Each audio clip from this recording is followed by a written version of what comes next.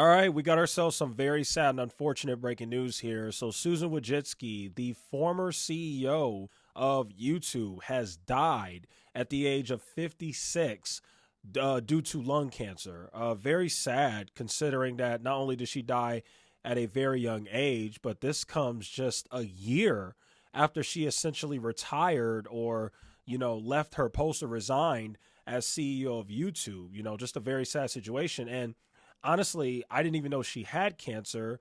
I wasn't exactly sure why she resigned, but I guess now we know this is probably the biggest reason why. And it turns out that she died from non small cell lung cancer, which apparently, according to doctors, this is the most common type of lung cancer, which accounts for about 85% of all lung cancer cases. And so, yes, she did die from that. And from those who don't know, this actually comes just a few months after her own son died. It actually turns out that earlier this year, back in February, her son, I can't remember his name. I'm trying to see if it's in the article here. Marco Troper.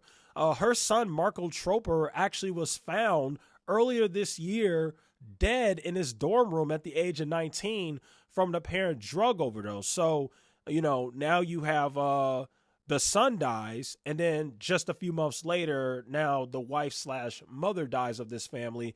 And out of all the people in this entire situation, the person I feel the most saddened for is Dennis Troper, who not only was the father of Susan's son who passed away from an overdose in his dorm room, but now he has to deal with the passing of his wife, Susan.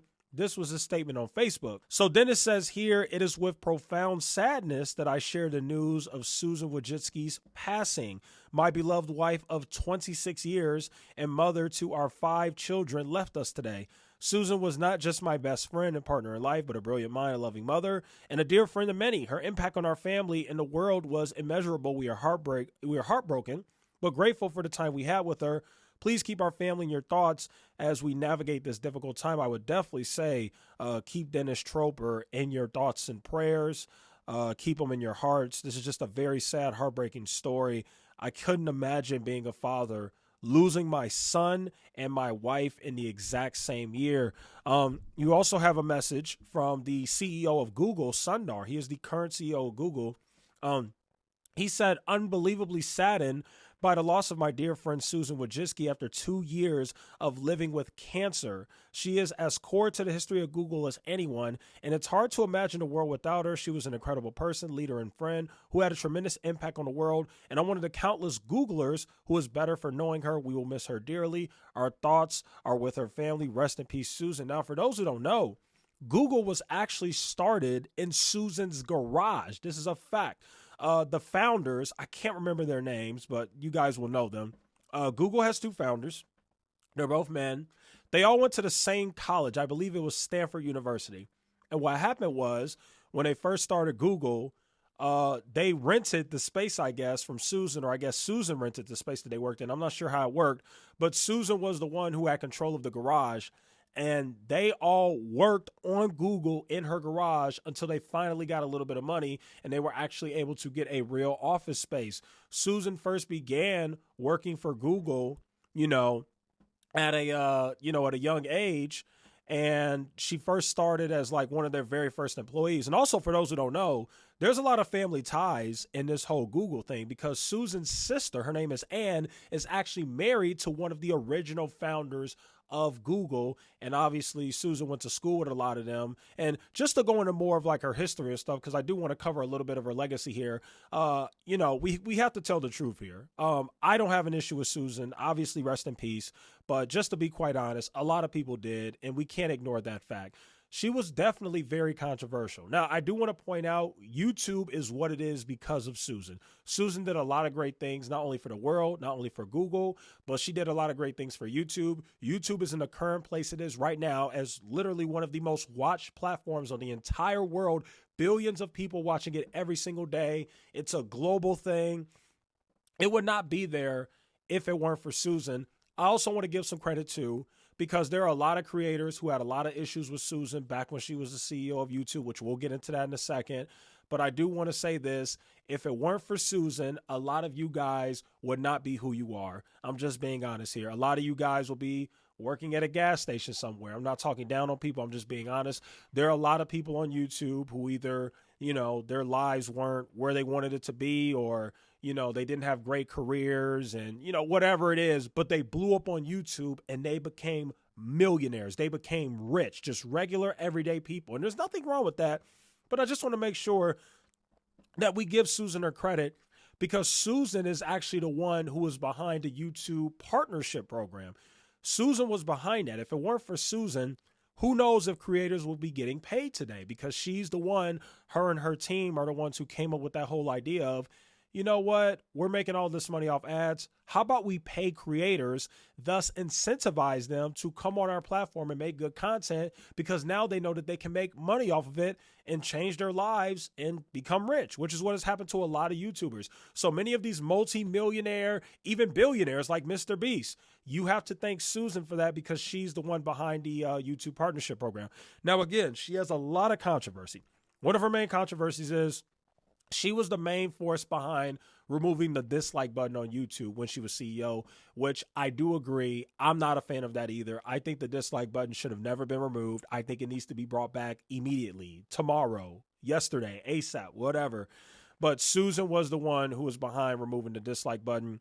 There's a lot more other controversies as well. She actually faced a lot of controversy during the pandemic. And the main reason why is because a lot of people were accusing her, a lot of her critics, they criticized her for her handling of the YouTube platform back during the whole COVID-19, where you had a lot of people who spoke out against it.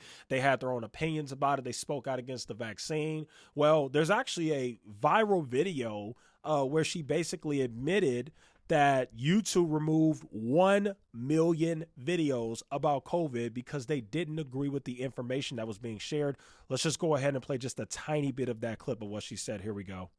Around COVID, then if that's a violation of policies, then that's something that we'll remove.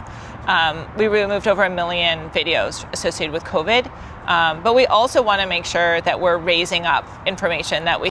All right, so there you go. So there's that video where she said that they removed 1 million videos related to COVID. There was also another viral clip where she spoke in front of the World Economic Forum, and she basically said that, she kind of defended what she did, and she kind of said that she thinks that what she did was right, and, getting rid of misinformation and different things like that was important. And again, it was extremely controversial because a lot of people are like, hey, you guys are like the only platform we could get our voices out, and you should not be censoring alternative, opinions or alternative research or thoughts to certain things. And basically they accused her of just sticking with one narrative that, the United States government wants to stick with, which is, whatever they thought about coronavirus at the time and the vaccines. And, that was just a very controversial point during that time. And also when she stepped down, I know people aren't going to mention it now, but if you go back and look, when she stepped down as CEO in 2023, a lot of people celebrated that. A lot of YouTubers were happy about it because they just weren't a fan of how she ran YouTube. Now, in terms of my personal thoughts, just to give some brief thoughts, I'm appreciative of her because I know that YouTube would not be as popular. YouTubers wouldn't be a big thing. But, I just think that a lot of people owe Susan a lot of respect. And, I don't want to talk too much further than that. Rest in peace to Susan Wojcicki. And I think she left behind a good legacy. Obviously, it wasn't perfect. Obviously, there was some controversy.